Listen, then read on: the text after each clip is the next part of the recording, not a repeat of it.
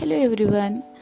आजचा व्हिडिओ बनवायचं म्हणजे असं की आज सकाळी मी शाळेत गेले होते माझ्या मुलीच्या आणि त्यावेळेस जे लोक म्हणजे ज्या पेरेंट्स तिथे होते ना त्यांचे जे बोलणं होतं ते ऐकून मला असं वाटलं की अरे खरंच काहीतरी चुकतंय.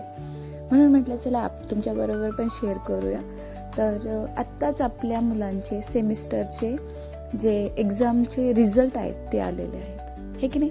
तर ते ज्याच्या त्याच्या बुद्धीच्या पातळीवरती रिझल्ट आलेले आहे. ज्या मुलाने जसा पेपर लिहिला तसा त्याचा रिझल्ट आलेला आहे.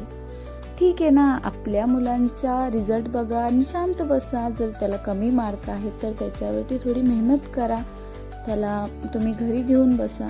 पण तुम्हाला काय गरज आहे दुसऱ्या पॅरेंट्सला विचारायची की तुमच्या मुलाला किती आले, मग आमच्या मुलाला तर एवढे आले, मग त्यांच्या मुलाला तर तितके आले. काय करायचंय? तुमच्या मुलाला जर A1 आलाय ना तर ते तुमच्या जवळच ठेवा.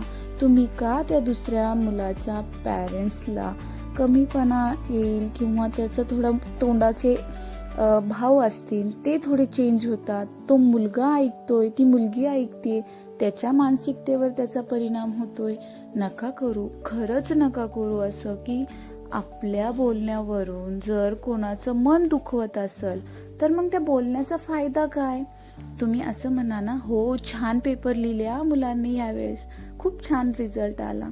हो, मग त्याला पण उभारी येते ना त्या बाळाला पण की अरे हो ते म्हणजे आंटी असं बोलत होत्या, मग आपण पण अभ्यासाला लागलं पाहिजे.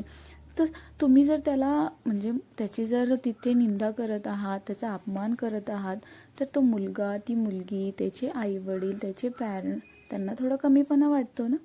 प्लीज नका करू. मी सगळ्या पॅरेंट्सला रिक्वेस्ट करते की नका हे कंपॅरिझनच्या जगातून बाहेर या.